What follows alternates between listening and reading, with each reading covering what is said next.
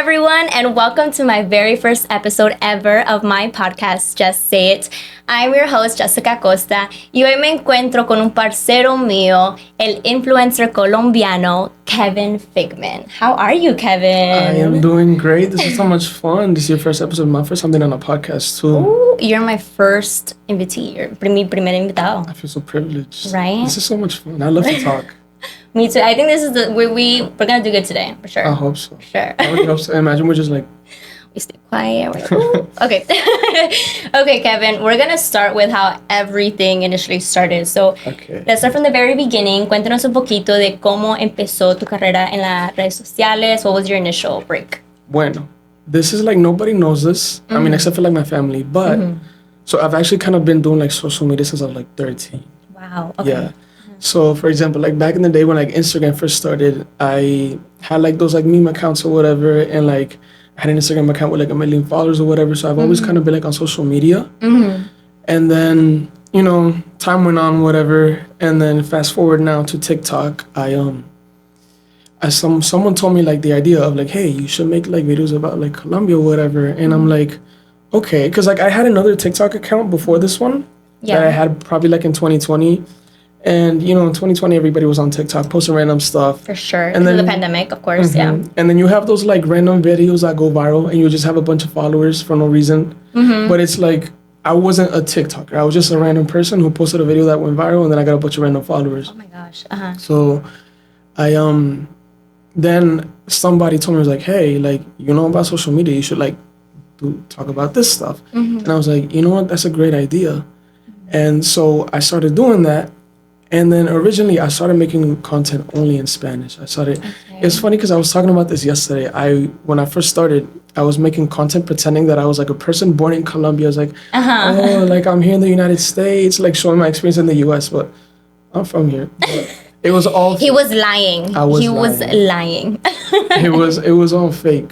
But then obviously like I am gringo and Colombiano. So it gets to a point where it's like, there's a disconnect. I'm like, how do I relate to these people who live in Colombia and are following me? I can't, because it's like, you know, my experience of being Colombian is an American Colombian, it's a Colombian American experience. So then I just started making like videos in English, explaining like Colombian slang, explaining Colombian stuff. And then all it takes is like one video, and then it blows up, and then your following just keeps going as long as you're consistent. So that's kind of how that started. And what was like your mindset in that moment when you woke up the next day and saw that one of your videos just completely blew up? Well, see, this is the funny thing, because it's like I said, I already had like a social media background, so it was kind of like, for me, I felt like it was like, as you know, some people make videos and they're like, oh, let's hope this does good. I'm like, I was thinking about, oh, this is probably gonna work, let's do this or whatever. I was kind of like already planning on gaining a following, on getting views or something, and then it just worked out. You get what I'm saying? Yes, I see what you're saying. Strategizing. You were planning that since you were little. Well, when I was little, I thought I was famous when I was little. I'm like one of those people who like, I thought I was famous singer, going on tour everywhere. Oh my gosh. All of us. Singing in the shower, in the car, you know, everything. That's what we were as kids. I think we lived the same lives. We what? I think we lived the same lives. You too? Yeah. You thought you were famous too? Oh, for sure. For sure. I was putting on performances for my family with my cousins, music videos. I was doing all that. Bro, you're normal, because I would go on the internet, like, you know how like little kids normally, they had that phase where they would like sit down, play video games or whatever. I really never had that phase, because video games never like, nunca me llamaron mucho la atención. But for me, I would sit down and make websites. I was really weird at like 8, 9 years old. I would sit down and make websites. And I would make websites as for like me, the singer, like Kevin the singer. So I would pretend that I was famous, and I would make my own website, and I would be like, hey, I'm going on tour, post my tour dates or whatever. I was crazy, fully delusional, fully in it. And you believed it. I believed it. Oh my gosh. It's embarrassing, because like every now and then I find like stuff on the internet from like back then, and I'm like,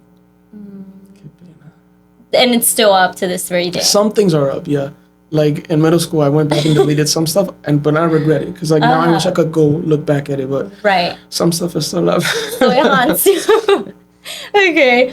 So then you would say that growing up, you were very creative then. I would say, yeah. I feel like where I'm at right now, it's kind of what I wanted to be when I was a kid. You know? Okay. I mean, we're not really there where I want to be yet. I have a lot more goals, but yeah. Okay. And take us through the day by day of like the process of being a content creator. Like, what does your day look like? Well, my day by day. Well, now that I don't do school anymore, now that I graduated, is a lot more relaxed. Congrats on that. Thank you so much. Now I have a bunch of free time because I just sit home and I'm like, okay, like what now? But actually, recently I've been going through like a influencers writer's block. Oh, I'm like, well, I don't know what to do. I don't know what to make because I feel like after a certain point, you just run out of ideas, you know? But it's just kind of like you just sit down, you record, you spend all this time recording, editing, post it. If it flops, and then just make another one. Just keep trying. Recently, I've been trying to like get really into it and just like post a lot more, and then yeah, I don't know if that answered the question. It's okay. But okay, since you have like gained so much followers from since you were little, because apparently he was famous when he was little, and we didn't know that, but now I was undercover. Since you've grown such a big platform, has there ever been like a fan or somebody that's commented on your post saying like, oh my God, like I've learned so much from you about Colombia? Because I know you specifically post like stuff about Colombia, like slang 101, all that stuff. So like, have you like ever encountered that? Literally the other day, I was at Target and then this guy just randomly comes up to me and he's like, yo, I know you. Like you're Kevin, you're the guy from that posted videos about Colombia or whatever. And he was like, yo, it's so crazy. Like I didn't expect to meet you at a Target. Like that's so random. Like I'm Colombian, but with your videos, I've been trying to get more in touch with my Colombian roots, like learning more about Colombia and all this stuff. And I'm like, oh, that's really cool because obviously like when I'm sitting in my like house just making these videos, I'm kind of like doing it for fun. But it's like, for some people, it's like, oh, these videos like help me like connect more to my culture. And it's just kind of weird to think that other people like actually connect to it like that. When in my head, I'm just like boyandoka. I'm just doing this for fun. But like there's people who like actually connect to and they're like, yeah, you helped me learn so much. Or sometimes I get like messages from like foreigners, like gringos or like random people from different countries that like, I'm learning Spanish and I'm learning Colombian Spanish through your videos and everything. I've had teachers, like Spanish teachers DM me. They're like, we're using your videos to like teach in class, like teach like Spanish in class. And I'm like, oh, that's wow, crazy. He's a teacher, he's an influencer, he's a singer. What else are you? Yo lo hago todo. I'm an actor, magician. He's a magician? All right, pull out the tricks. Let me see. Oh, not right now. You can't put me on the spot. All right, and I know you were saying a little bit about prior to this question that sometimes it's a struggle to come up with content because you get to that point where you're like, okay, I don't even know what to do at this point. But how do you overcome that? Like, what do you like do like to like kind of figure that out? Yeah. Well, what do I do to overcome that? Just hope that the ideas come. I don't know. I mean, a lot of times I just like go back to my old content and I like might recreate the content that I had before, things I do well. Scroll on my For You page, look at stuff for like reference for ideas. Or when I make the videos about like chisme, that's even easier because it's like everybody loves chisme. So like if Karol G got cheated on again or something, whatever, I'll just talk about that. That's instant views. Okay. So that's easy, but it's really hard to come up with ideas when it comes to like skits and whatever, or like trying to be funny, because I don't think I'm a funny person. Really? Yeah, I think we all find you funny though. But you know what? I don't think I'm funny. But I don't think I'm funny, so like that's kind of hard. Okay. When it comes to that, that's kind of hard. Everything else is just kind of like fun facts or whatever, like chisme, just look it up online and talk about it. Yeah, that I understand where you're coming from because that's like news, so everyone's gonna pay attention to you. But the whole idea of making up a skit or like doing something, it's completely different because that takes a lot of time. Yeah. And how long would you say that it takes you to film like these type of videos, like the gossip and that stuff? It depends on how long the gossip is or whatever. But I have this problem where like I just ramble and I talk and I talk and I talk. So my videos prior to editing will literally be like 10, 15 minutes long. And then I have to cut that down to like a minute or two. So, because who's going to listen to a 10-minute long video? Not me. So it takes... What was the question? I got lost. It's okay. It happens. Okay. What was the question? Oh my god. I think you said something about how long it takes me to do the video. Yeah. How long it takes you to do videos? Yeah. Yeah. So probably like recording it, maybe let's say como ponle 15 minutos maybe. And then it's the editing that takes the longest time. Also, every video is different, but there's been times where like between like recording and editing, I've taken like 2 hours, which is crazy because you see it on TikTok and it's like a 2 minute, minutes. 2 minutes, yeah. But no, I was like sitting on my phone for like 2 hours editing that. No, I know. It's tiring. I know the struggle. I think we all the influencers do. But would you say like in the beginning of being an influencer, I mean, like you said, you've had the background since you were 13 or whatever. But at the beginning, did you find it difficult entering when you actually like made it, I guess, big in a way to be an influencer, and then it became easier, or how was it for you? Entering as in like in como? Like in the sense that like when you finally like you gained a huge following, was it easy to handle like so much or no? Do you get what I mean? No. Okay. This is what I'm trying to say. Like, when you become, like, there's people who, like, start from the very beginning, right? Yeah. So, with, like, the next day, when you blow up, it's like, whoa, how do I handle this? It's, like, pretty hard. But then now that you're at it for, like, a year now, you kind of understand the rhythm of how being an influencer goes. Okay, yeah. Well, I'm going to talk about it, like, about everything. Just kind of, like, ahora, let's say, for example, when it comes to, like, being an influencer, besides having the content, you know, obviously you have people like brands that want to reach out to you and work with you and whatever. And when you're like alone and you don't know anything, it's hard. I don't know if this is like answering your question, but that's kind of how I started. It is hard. Yeah. So it's like hard. And also when you start, like brands, they want to like take advantage of you. They'll be like, we'll send you like $30 for like 50 TikToks or whatever. Not exactly that, but they're like lowball you so much because you don't know anything. I remember when I did my first brand deal or whatever, they were like, okay, like, now send us an invoice. I'm like, what's an invoice? Like, you don't know anything. So, like, once you get bigger, then you have, like, management, you know. Okay. So everything gets, like, a bit easier. Like, a lot of the stuff is, like, off of your plate now. Right. Your manager worries about what your manager does, and then you just get to be, like, the content creator. So it becomes a lot easier once you have, like, that team. Y después las puertas se comienzan a abrir, you know. Yeah. Después, like, after te haces un poquito conocido, te comienzan a invitar a eventos, la puerta se abren, things become a bit more accessible. Okay. I think I went off topic, but... No, you're actually on topic, and that was going to my next question. Like, what has been your favorite project so far within, like, these years that you've been working in social media? Because you've attended pretty big events. I can name a few if you want. What events? You did Premios Juventud. You did, you went to Coachella, like... Yeah. That was crazy. Like, I just want to know, like, what has been your favorite project? Yeah, I feel like Premio Juventud because... Okay, so like behind the scenes right now, I hate to say this because obviously I'm coming from a social media background, so it seems like, but I'm for the last year I've been doing like music stuff, but it's not like, oh, it's another social media person trying to do music. Like this was a plan even before like I had the social media or whatever, but it's like now that like las puertas se abren and I know the people that I need to know in order to be able to do this, you know, I'm taking advantage of it and doing it now. But like, I like music stuff, so that's one really cool thing. Like, I've gotten to record where, like, other, like, famous artists have recorded or whatever. So, like, that's una bendición, you know, porque para ir a grabar una canción por la primera vez, you don't go to these places, you don't have access to these things. So, gracias a Dios, pues, me puso donde tengo que estar para poder hacer cosas así cool. Premio Juventud el año pasado que fui, that was also crazy. Porque obviamente, like I said, me being delusional, thinking that I'm like a famous singer when I was a kid, you know, a part of the delusions was, oh yeah, I'm on the red carpet at this awards or whatever.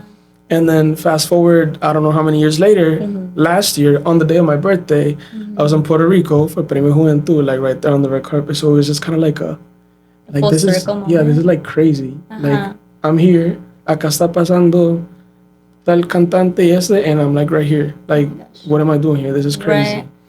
Y también Coachella was cool también. I went to the F1 last year también. How was that? That was fun. I'm going again this year. So fun. And what's going on in your mind in that moment? Like, are you nervous? Like, because, like, I'm assuming that was your first time going to Coachella, Premio Juventud.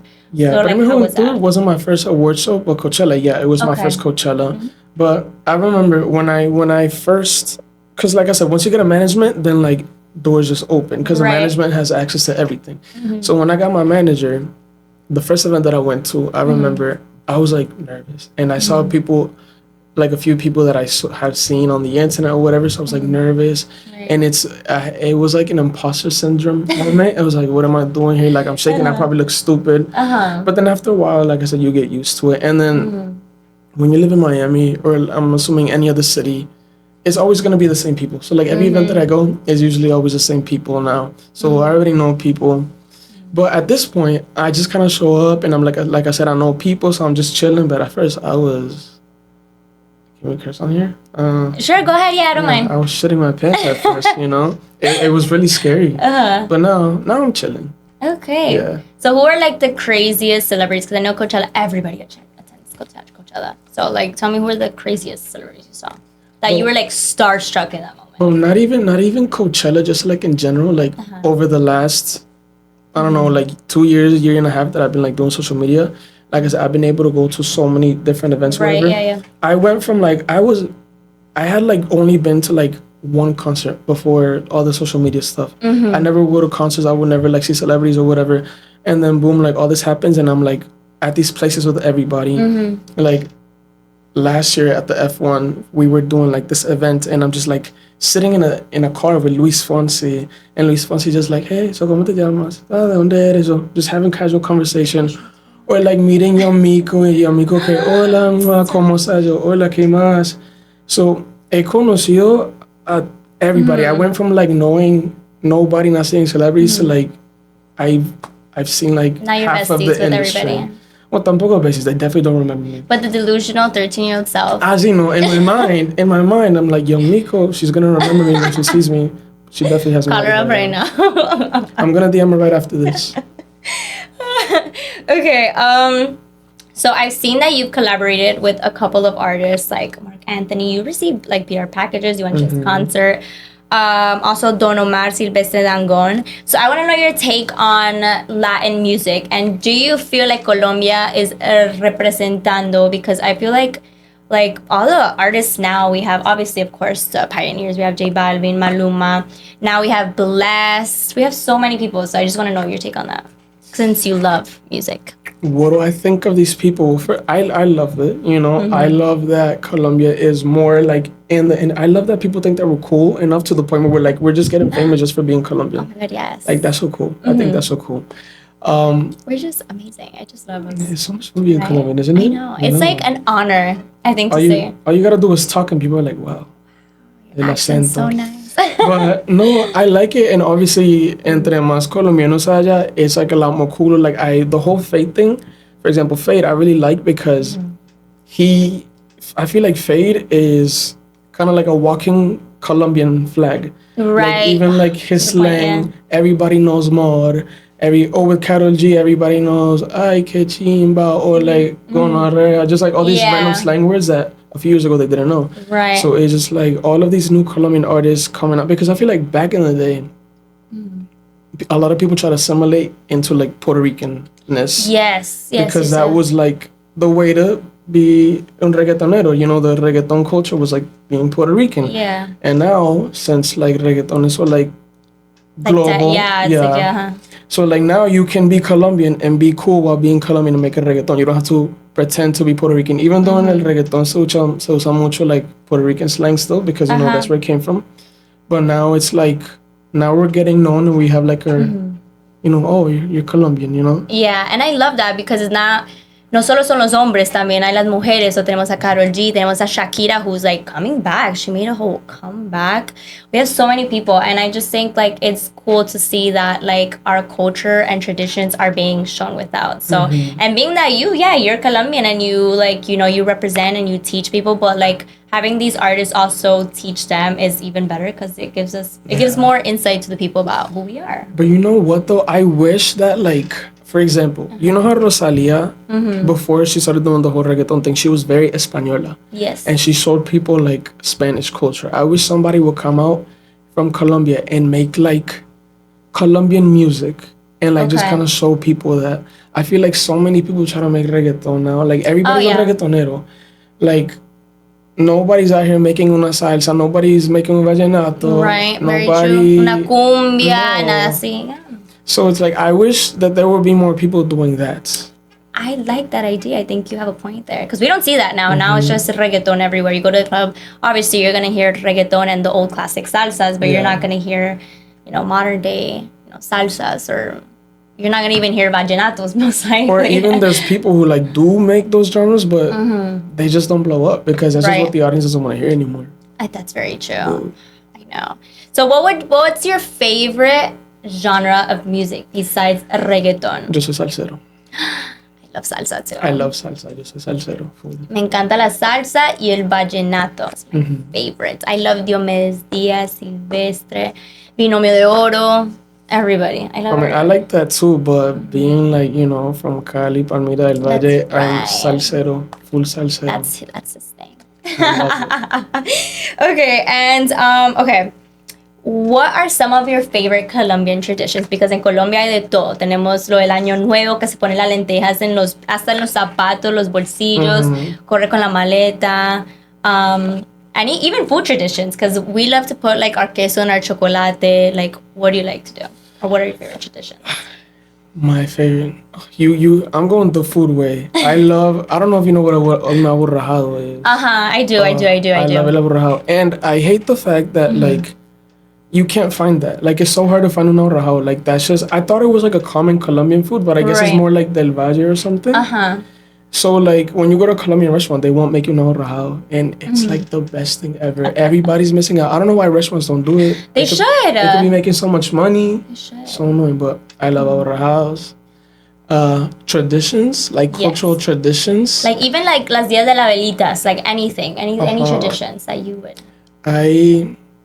You know what's crazy? Okay, so like I know that El Día de las Velitas is a very like Colombian thing, but I didn't grow up with that because I didn't grow up Catholic.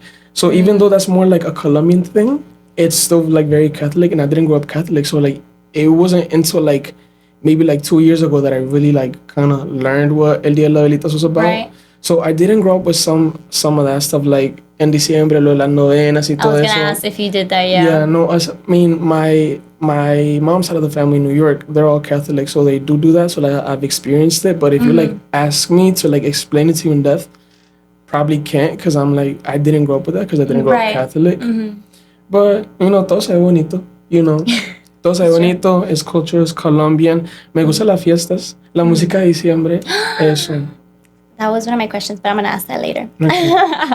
But yeah, those were my favorite things, las novenas, especially because at our parties, we would have la natilla con buñuelo, we would have the little maracas every time we were saying villancico. And it was like my favorite thing growing up, and to this day, like I will carry that tradition on with my kids. So like, was that something you would do like in the future, like carry on these traditions? Oh yeah, no, my kids are gonna, obviously my kids at this point, they're gonna be, if I do have kids, they're gonna be born in Colombia.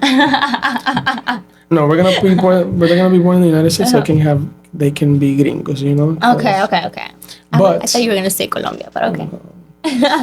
Honestly, I don't know if I would see myself ever like living in Colombia. Really? Honestly. Like I would be there for a certain period of time, but like live there for a long time, probably not. Okay. But no, yeah, my kids are gonna be full Colombian. Fully. Like they're gonna be second generation Americans, but they're gonna speak like they just hopped off the plane from Colombia. Like, I'm going to make sure the accent is on point. They're going to know. Right. They're not going to be, sao, gringuitos, no. Claro, no. I'm going to make sure they're not. No, they got to learn Spanish. English at school y en español en la casa. That's how it was for me. My first language is Spanish. Same here. So, a lot of people, when they speak to me, they're like, oh, ¿en qué parte de Colombia naciste? I'm like, yo nací en New Jersey. I know. That happens to me too. And especially when they ask me, they're like, oh, where are you from? I'm like, I'm from Colombia. They're like, oh, but you're not from Miami. I'm like, no, yo soy de Colombia. Like, I don't know, it's like, I don't know, me siento como que orgullosa de decir que soy colombiana. Bueno, honestamente, yo de gringo lo que tengo son los papeles, el pasaporte. Pero I feel full Colombian. Like I feel Me like too. I feel so disconnected from my American side, especially after Me moving to too. Miami, where everything is Latino. I don't feel gringo. Me Yo lo either. que tengo de gringo fue que nací acá. And I think an extra thing that I have is that I look gringa, and I think I would be a millionaire by the amount of times people have told me that I look European. And I surprise them like, no, baby, I am Colombian. Soy colombiana. Okay, so aside from traveling to Colombia, what are some of your bucket list places to go to? Because I know you went to Puerto Rico last year. One of the places that I really wanted to go to was Italy.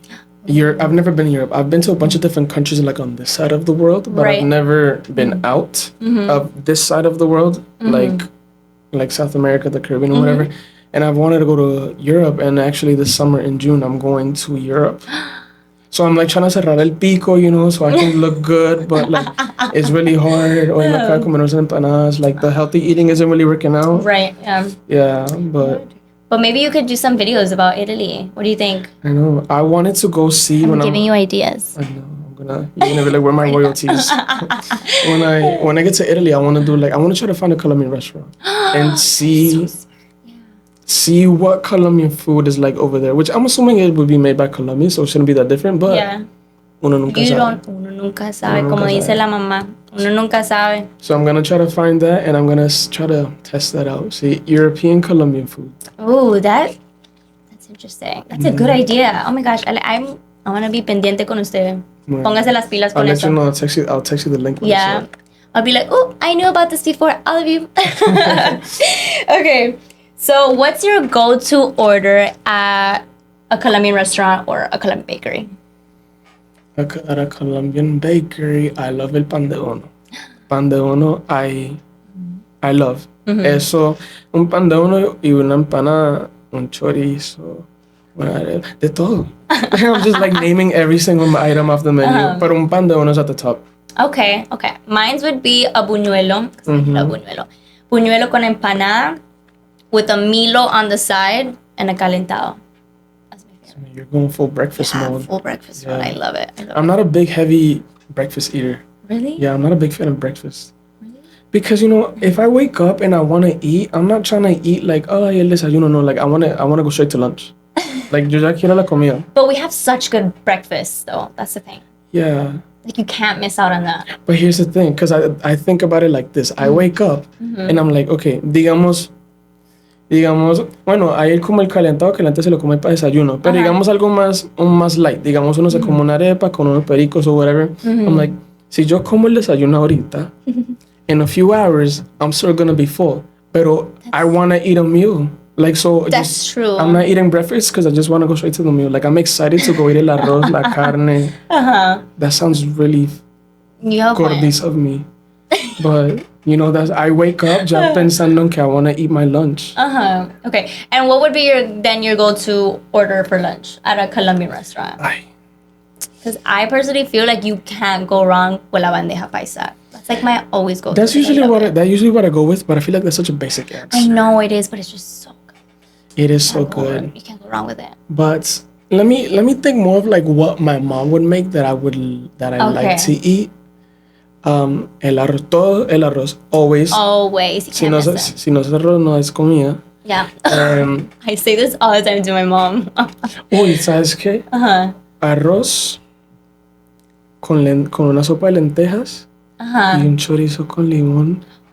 Se me salgó en la boca. I love that. Oh, that sounds so good. Qué rico. That sounds really good. There was like a week or two ago, I cooked that and I was like eating that like 3 days straight because I made so much of it. But I was happy. Chorizo, lentejas y arroz. Qué rico. That sounds amazing. También me encanta cuando mi mamá hace el sancocho. I don't know about you, but I want to know your take on it. But I love to literally dump all of my rice into the sancocho, eat it like it's supposed to be asopado, right? But I put all my rice in there and I le pico banano and that. Bueno, okay, el banano aparte sí, pero el banano mezclado con el arroz.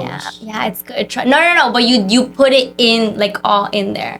Sí, pero es como, no sé, en mi cerebro eso no cae. I know que like el banano con la sopa sí, pero el banano Sí. con el arroz y la sopa, It's good. te estoy juzgando ahorita. Try it and then you let me know. I know it's so normal, so I don't know why I'm Right. like judging you, but I am. You know, but it's so normal. Pero no, I hate sopa though, but I love Really? sancocho. Pero tiene que ser sancocho. Hay personas que no hacen el sancocho con el picadillo, si es que se llama. Right, yeah, La cosa de limón y whatever. Mm-hmm. It has to have a lot of that. Otherwise, but Le gusta el limón, el limonero. sí, tiene que ser eso. O el chorizo con limón, el sancocho con limón, todo. Okay. Now let's get into our favorite Colombian slang phrases. Okay. Give me your favorites, and then I'll go. My favorites. Oh, I'm on the spot. Well, you tell me first. What do Okay. you- yeah. So, me encanta the phrase, póngase las pilas, and no me abre los ojos que no le voy a echar gotas. I love those two. They're my favorite. It's funny. I was literally thinking about this one the other day. I think I made a video about it. I'm not sure, but it was like sometimes my mom would tell me, she'd be like, trabaja más una pala empeñada que usted. And I'm like, no sirve para nada. Y yo, okay. But that's very like mom. That's very like Right. mom. So that's funny. I like that one. Trabaja más una pala empeñada que usted. But we did get them from our moms, from our parents. Like that's where we. But that's got like un regaño. I know. But yeah, esa. And then words, I don't know. You know what's crazy? A little controversial. Okay, tell me. So you know, Venezuelans and Colombians, they're not supposed to get along. We're enemies. Enemies. But me gusta más la arepa venezolana.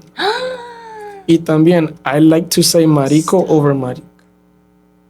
Because, you know. That cut the show.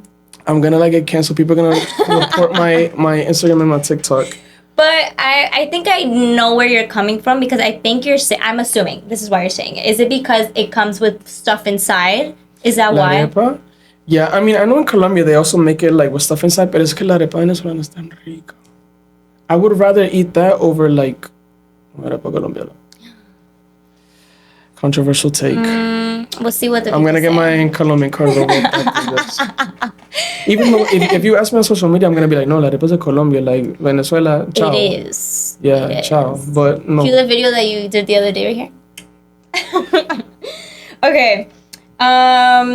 How's Miami been treating you? I know you, like we talked about earlier. I love Miami because ever since I moved here, I started speaking like this, you know, with my Miami Spanish. accent. Sí. It's like when I used to live back in Palm Beach, I used to talk a little bit more gringuito, and then I come to Miami, and then I start speaking with this like Miami accent. And then you start saying literally Literally, Literally? I don't know, this accent is just so catchy. Dude. I love it. Bro. It's so fun too. But no, I love Miami, bro. Acá, I used to live, when I first moved to Miami, I used to live, like I told you, because of school, I was living in North Miami. Y por allá es un poquito más like americanizado. It is. So I was like, okay, I'm in Miami, but I'm not really getting my full Miami experience. So like then I graduate and I moved más para like estos lados. Okay. And then over here, bro, you go to Target, que para mí, in my head, Target was like the most American place you could think of. Acá te hablan español en Target. Oh, and you like, do? I love it. I know. I love que acá todos en español. O sea, un gringo acá, baila, se jodió. Pero me here, I'm thriving. I love it. Oh, for sure. Everybody here, I don't think I've ever, very few Americans here in Miami because everyone's here is either Cubano, Venezolano, Mexicano, Colombian. There's everybody here. This is amazing. It's the fact that like I just like leave my house y enfrente tengo las panaderías y ay, I'm so happy. Ever. Because where my mom lives, it's very gringo. So in order to like get una empana or whatever, I have to drive like 20, 30 minutes. Acá, I just cross the road. It's right there. It's right there. You don't even gotta take the car. No. Just cross the street. It's like right there. This is so fun. I love it. I love it here. I don't want to leave. No, you don't? No, I love Miami. Oh, that's cool. Would you tell your parents or your family to come down here? I wish my mom did live here because living alone gets lonely, you know. So and I'm a very like family person. So like I like being with my mom. Like I pay rent here, but like half of the month I'm always like at my mom's house. So I don't know why I'm paying rent over here. But I wish that she would come here because I like to be able to be like, hey mom, hola, ¿cómo estás? Or my sister or my cousin, because my cousin lives with my mom, and I just like being able to be surrounded by them. Yes. But then I also like my independencia. Right. I also like to be able to do whatever I want.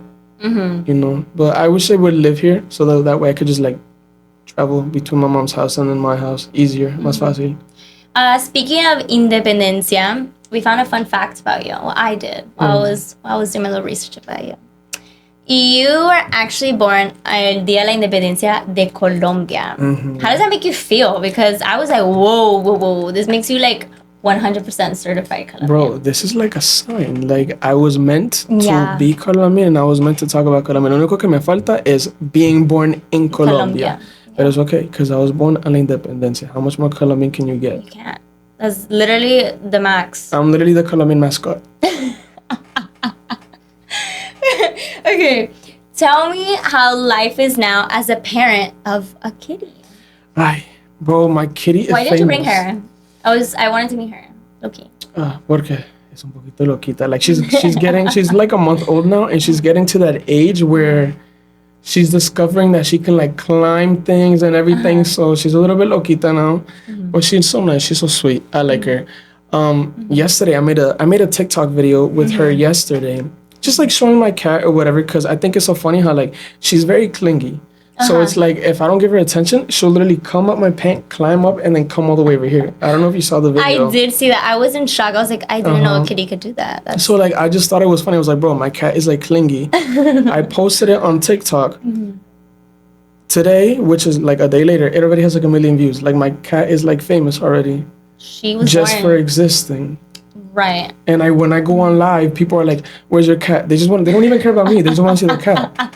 So it's like, fine. She's famous now. She took over your fame. Yeah. She's in I'm gonna make her do the Colombian slang videos instead, because people don't want to see me. They want to see her. Literally, I was so excited. But in the future, we'll have her on here.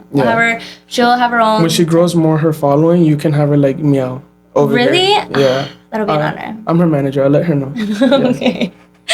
Okay. Tell me how you picture life in 5 to 10 years from now. In 5 to 10 years, I really hope, like I said, over the last year, I've been like working on music stuff. But like I said, I hate talking about that because from a social media background, people probably think, oh, you're just another person trying to do music or whatever. But it's like, no, I've always liked music or whatever. Like when I was a kid, I was like in the school choir or whatever. And then at one point, I was like in guitar classes. In high school, I took like piano classes. At one point, I was in band and I played the trumpet. Like really random. So I feel like that's always been something that I want to do. And then like I said, over the last year, I've been able to go in the studio, work with producers, connect with like people in the industry and like work on music or whatever. Nothing's released yet because I feel like I have the pressure of like, you're coming from social media, so people are automatically going to assume that you suck. Right. So you have like, what do you say? Like the pressure. The pressure of making sure that whatever I release is going to be good, because that's going to be the first impression. If I release something that's like, they're going to be like, okay, bye. And then they're never going to pay attention to me again. So I've been like very like, concentrado. Yeah, with that, and very like picky about it and annoying y fastidioso con eso, because I want it to be good. Hopefully ya para 5 años, like 5 years from now, ya esté trabajando en algo de la música.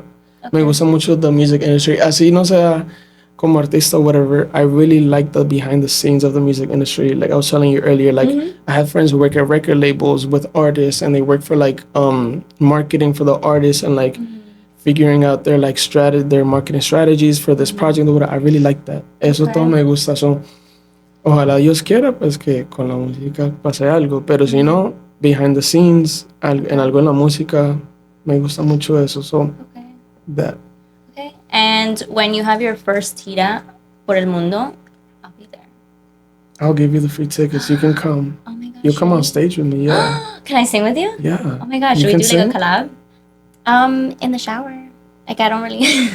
It's okay. We'll bring the shower on stage so you can sing. Really? Yeah. Okay. I'll bring the shower head.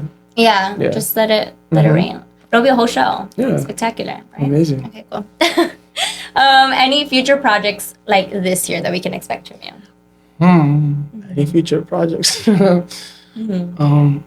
Well, like I said, I'm hoping that by this year, if I don't release at least one song by this year, I'm a loser. Like that's my mindset. I'm like, something has to come out. Okay. Porque I've already been working on it for a year. I have like a few things like stocked up already. Like ya hay unas canciones que han estado grabadas, but I'm like I said, I'm very picky. So I'm like, no, it could be better. Pero if I keep going like that, nothing's ever gonna come up. Right. So hopefully by this year, there's something that I'm like, this is the best work I can do, and then I'm gonna put this out. So that's hopefully what I want to do by this year. Have at least one song released, hopefully more, but at least one by the end of the year. Okay, will I get an early preview of that? I'll make sure to text you it, and I'll let you know. I'll get your input. There. Yeah, we got it. Okay. Now, we're gonna end this podcast with a little bit of a game. Are you down for that? Yeah. Okay, cool. Awesome. Okay. So I'm gonna give you like a mood or scenario, and we're gonna give our go-to Colombian song to that. Okay. All right. When you're feeling down or sad, what is your go-to Colombian song?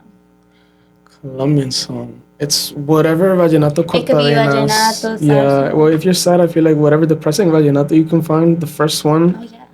Whatever sad vallenato, like, let's say if you're like heartbroken, me gusta mucho Osito Dormilón.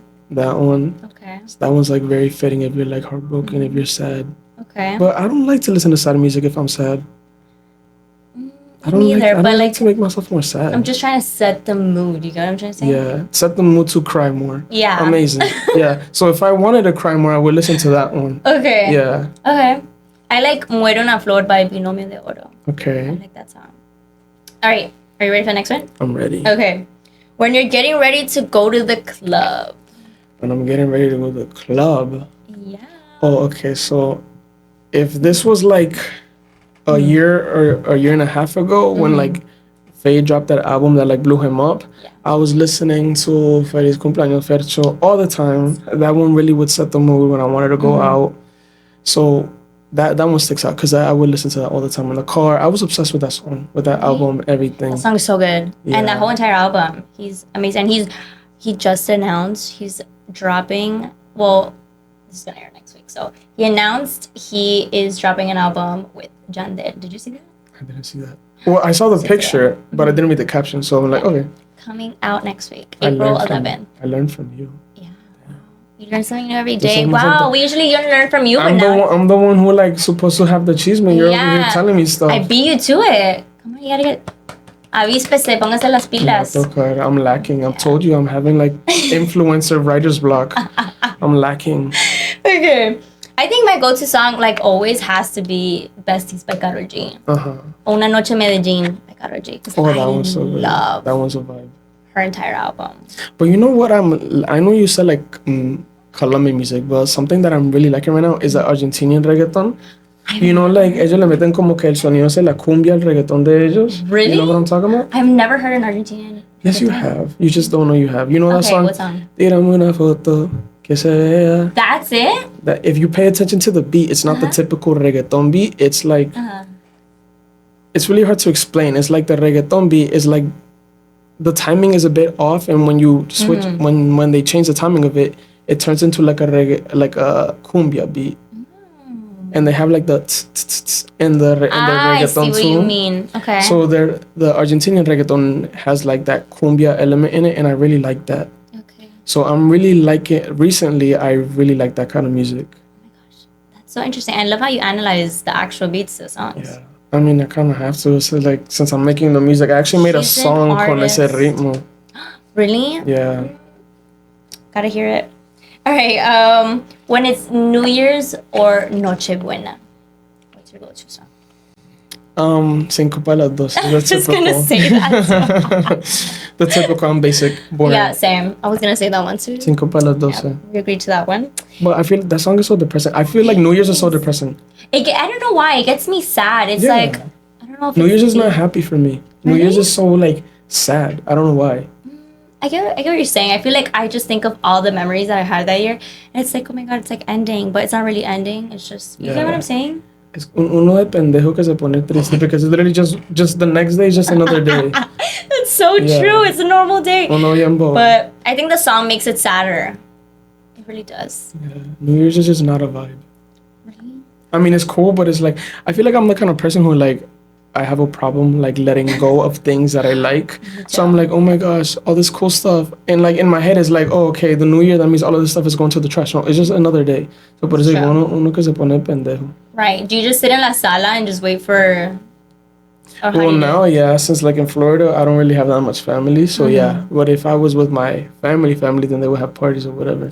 That's one thing that I miss about living up there. Yeah. Yeah. I would assume. Is that all you miss from being up there? Or like what else would you do different up there? That's it. I don't want to go back to New Jersey. I don't want to go there. All right, now we're going to play the last game, which is this or that. Are you ready? Okay. All right, number 1.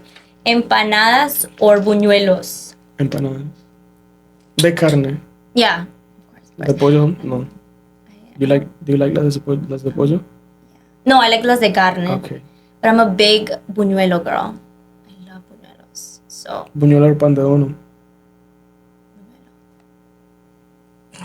I'm so glad that this podcast is ending. I need to get out of here.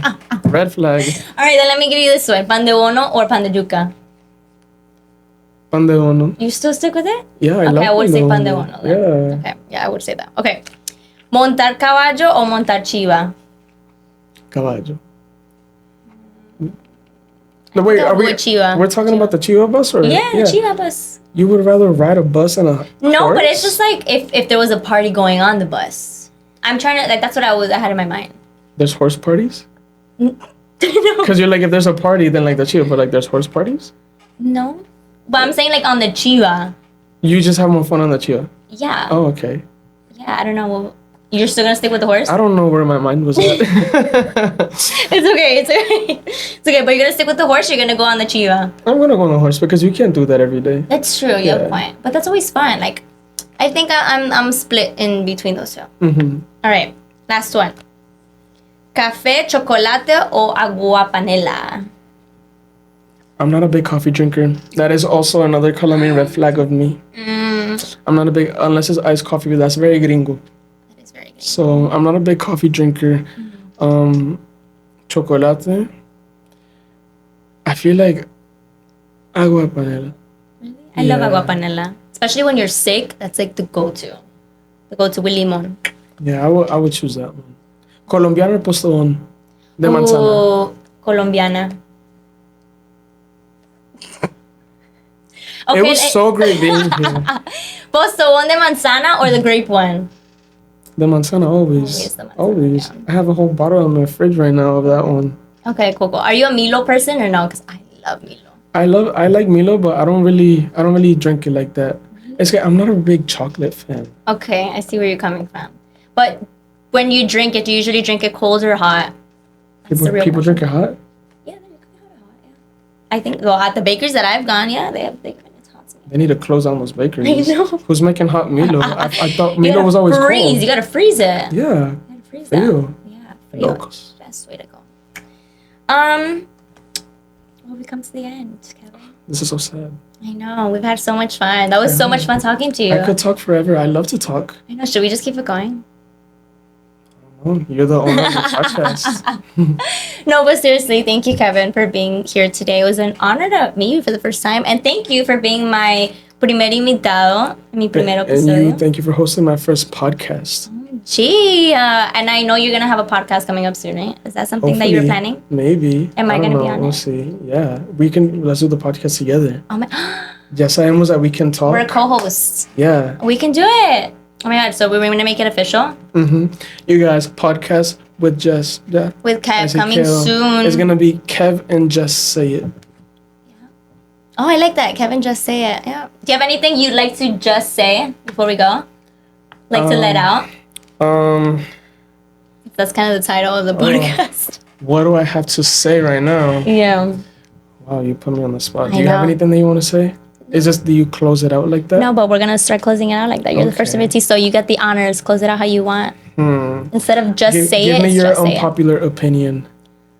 Oh. That's hard. You put me on the spot there. You go first.